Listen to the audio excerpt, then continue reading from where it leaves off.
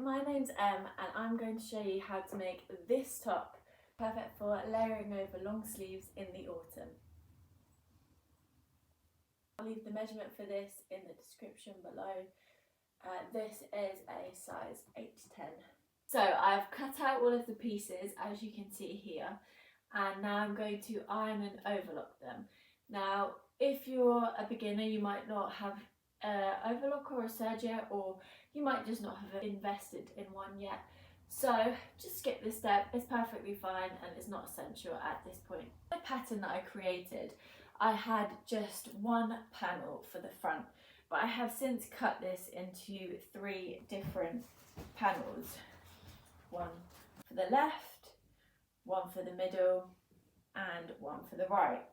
Now this is because it saves having to add in darts, but it gives you the structure that a dart would, and it just kind of helps it sit nicely over the bust. The overlocking is done. I'm now going to get out my trusty ruffle fit and use it to help create the ruffles for the front of the dress and for the decoration. Now again, this is an essential tool, but I would really recommend it, as ruffling can take ages when you're just stitching, manipulating the fabric. So this is a time saver, a lifesaver. Get one. I think this was about £12 on Amazon, and it's a universal foot, so it works on all domestic machines, sewing machines. So for my decorative ruffling that's going to go along the top of the dress, I'm going to use a rolled hem stitch on my overlocker to just roll the hems. But obviously, as mentioned before, you might not have an overlocker, so what you want to do with your decorative piece of ruffle is fold over and hem down the edges and then ruffle it along with the inside of the hem facing in the dress, so you don't see it. And this is what the rolled stitch on the hem looks like. Ruffle flit is on every 6th stitch and 3 for fullness. My stitch length is on 3 and my tension, I'm going to put it on 3 as well. So let's get going. Let's get ruffling. Done the ruffles on the top pieces and on for the decoration. Woo! So now I'm going to get on to putting the whole thing together. So I'm going to start with the top section. So as I mentioned previously, I have 3 pieces for the top section, and I'm just going to sew those pieces together. So I will sew along the middle piece and the left piece, and then the middle piece and the right piece, and so on. Go, that is what the top section should look like.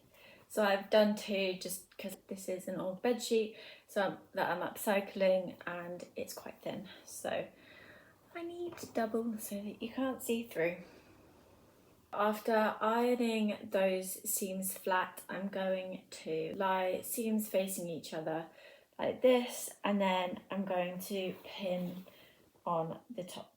It should then look like this once you've sewn it on. Looking cute. Just can check the length of it, which I think is perfect, if you can see that. Sorry if you can't. Now I'm going to move on to the back piece, and I'm going to put the elastic in. Literally for the elastic section, I just cut a piece of elastic that's just a bit longer than the piece of material I want it to go in. I then just fold over the hem and sew it in like that. I will then stitch along one side of the elastic, pull it, which I will show you, and then stitch the other side. Okay, so it is all pinned in. Like I said before, I do a stitch at one end to make sure the elastic is secure in. I'm then gonna stitch all the way along here to create the hem, and then I have done that, I will then pull the elastic to how, I guess, ruched or elasticated I want the back section, and I think that that is perfect. So we'll then do a stitch to secure it on the other end. And very simply, that is the elastic in. So I will just chop off, and then I can move on to the next part. I'm going to hem both the bottoms of the pieces and then sew them together. So I'm going to join the front and the back piece together. You want the piece to run all the way from the top to the bottom. So don't join the back on from the ruffled bit, join it on from the top bit, if that makes sense. Okay, now they are both sewn together, I'm going to add the binding across the front section. So you should have already cut out that piece, and I'll show you how to do this. Pin your strip of material over the top like so, and you will then sew along those pins, and then once it's sewn you turn it over and you sew along the strip, and there's your binding. So I'm going to do this with the front, and then I'll show you how I'm going to do the binding and the straps together.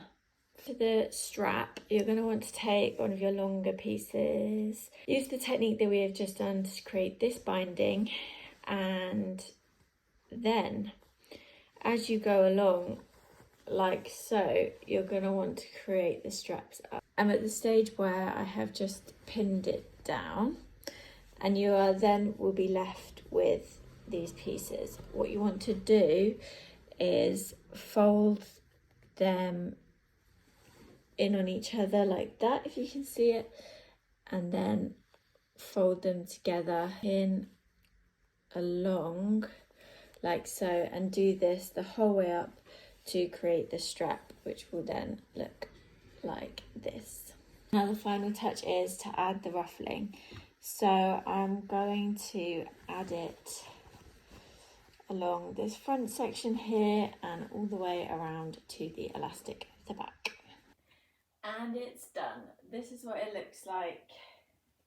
I need to trim all of the loose ends, but there we go. This is what it looks like. Apologies for the angle, but I hope you can see.